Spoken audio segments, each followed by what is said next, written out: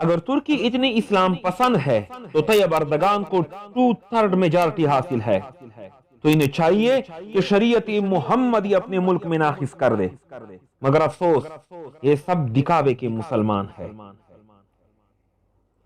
میرے سادہ مسلمان بھائیوں، اگر تاریخ پڑھنا ہے تو قرآن پاک پڑھ، جس میں رب کریم نے پچھلے قوموں کا سارا تاریخ بیان کیا ہے، جو ہمارے لیے عبرت بھی ہے اور عبادت بھی ہے۔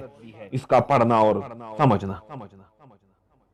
اس کے بعد اگر اور تاریخ پڑھنا ہے تو سیرت مصطفیٰ حضرت محمد مجتبی صلی اللہ علیہ وآلہ وسلم پڑھو، تاکہ آپ لوگوں کی ایمان تازہ ہو جائے۔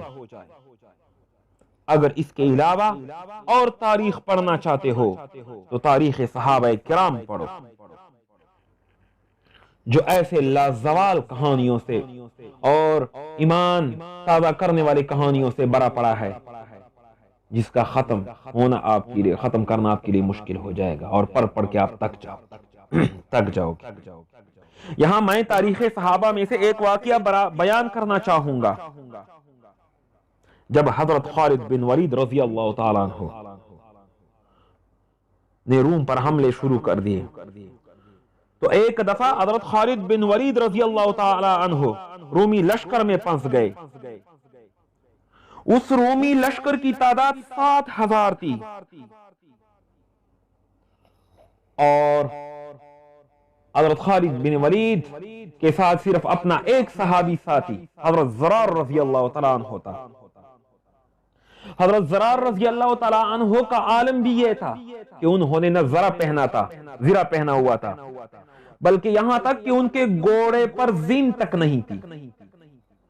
اس بے سر سامانی کے عالم میں حضرت زرار رضی اللہ تعالیٰ عنہ اور حضرت خالد بن ولید رضی اللہ تعالیٰ عنہ نے اتنے جوامرد اور ایمان سے رومی لشکر کا مقابلہ کیا کہ صرف 2 صحابہ نے 7,000 لشکر کو پسپا کیا۔ اللہ اکبر!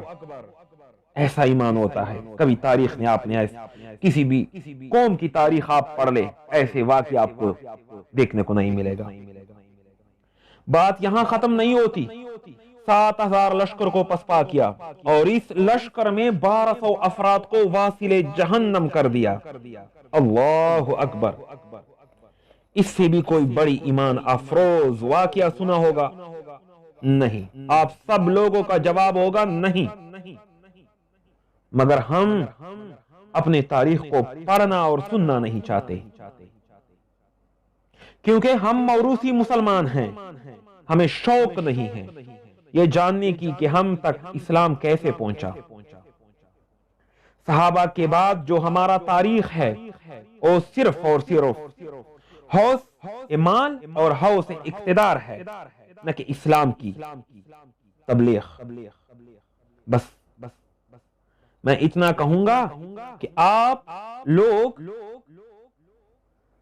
تاریخ پڑھنا نہیں چاہتے، بلکہ آپ لوگ خود لذتی بد نظری کے گناہ میں جکڑے ہوئے ہیں، اور بد نظری کوئی اتنی معمولی گناہ نہیں ہے۔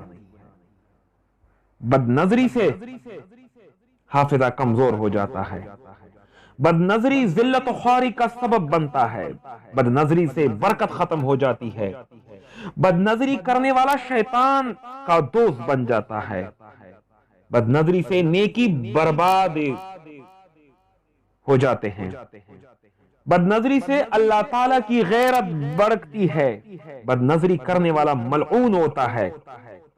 بد نظری کو لوگ خفیف جانتے ہیں، مگر بد نظری اتنی کوئی معمولی گناہ نہیں ہے۔ بد نظری کی سب سے بڑی وجہ قرآن کا بھول جانا ہے۔ استغفر اللہ ربی من کل ذنب واتوب الیہ۔ بد نظری ایک بہت بڑی لعنت ہے، اور ترک قوم نے ہم مسلمانوں کو ٹی وی جیسے لعنت کا لت لگا دیا ہے، اور ہمیں بد نظری میں جیسے مضر گناہ میں یعنی ترک قوم نے ہمیں بد نظری جیسی ذلیل اور مضر گناہ میں ملوث کر دیا ہے حالانکہ اللہ پاک قرآن پاک سے فرماتا ہے وَلَا تَقْرَبُوا الزِّنَا إِنَّهُ كَانَ فَاحِشَةً وَسَاءَ سَبِيلًا، اور زنا کے قریب نہ جاؤ، یہ فحش اور بری راہ ہے۔ مگر ہم ہے کہ ہمیں احساس تک نہیں ہوتا ہے، اس ڈرامے کو ایک معمولی ڈرامہ سمجھ رہے ہیں، مگر رب کریم اس کو زنا سے تشبیہ دے رہے ہیں۔ بات یہاں تک ختم نہیں ہوتی، دوسری جگہ سورۃ نور میں ارشاد باری تعالیٰ ہے قُل لِّلْمُؤْمِنِينَ يَغُضُّوا مِنْ أَبْصَارِهِمْ وَيَحْفَظُوا فُرُوجَهُمْ ذَلِكَ أَزْكَىٰ لَهُمْ إِنَّ اللَّهَ خَبِيرٌ بِمَا يَصْنَعُونَ۔ اے نبی، ایمان والوں سے کہہ دیجئے کہ اپنی نگاہیں نیچی رکھے اور اپنی شرمگاہوں کی حفاظت کرے، اس میں ان کے لیے پاکیزگی ہے، بے شک اللہ تعالیٰ کو خبر ہے۔ مگر ہم ہے کہ احساس تک نہیں ہو رہا ہے، اس عظیم گناہ میں مبتلا ہیں، اور وہ بھی رمضان جیسی مقدس مہینے میں۔ یہ کیسا رمضان ہے جس رمضان میں مسلمان تلاوت کرتے تھے قرآن پاک کا، جس رمضان میں مسلمان مسجدوں کو آباد کرتے تھے، جس رمضان مبارک میں اس جیسے مقدس مہینے میں نوافل کا اہتمام کرتے تھے، مسجدوں کو آباد رکھتے تھے، اس رمضان میں پاکستانی قوم ارطغرل جیسی گمراہی اور بے حیائی دیکھ رہے ہیں، استغفر اللہ، اور شرم تک بھی محسوس نہیں کر رہے ہیں، اور دل سے گناہ تک بھی نہیں محسوس سمجھ رہے ہیں۔ کتنی بڑی دکھ کی بات ہے۔ آج ہم کہاں پر کڑے ہیں؟ اسی وجہ سے تو ہم پر عذاب در عذاب نازل ہو رہے ہیں۔ تو میرے بھائیوں، بس آخر میں میرے مسلمان بھائیوں، آپ سب سے یہ گزارش کرنا چاہوں گا کہ ارطغرل صرف اور صرف گمراہی ہے، اس کا بائیکاٹ کرو، اور سب مسلمان اپنے ایمان کی فکر کرو، اور اس مقدس مہینے میں زیادہ سے زیادہ عبادت اور تلاوت کا اہتمام کرو، اور اپنے عبادات اور تلاوت قرآن پاک سے میں اخلاص پیدا کرو، تاکہ ہمارے لیے جنت کا ذریعہ بنے۔ آمین ثم آمین۔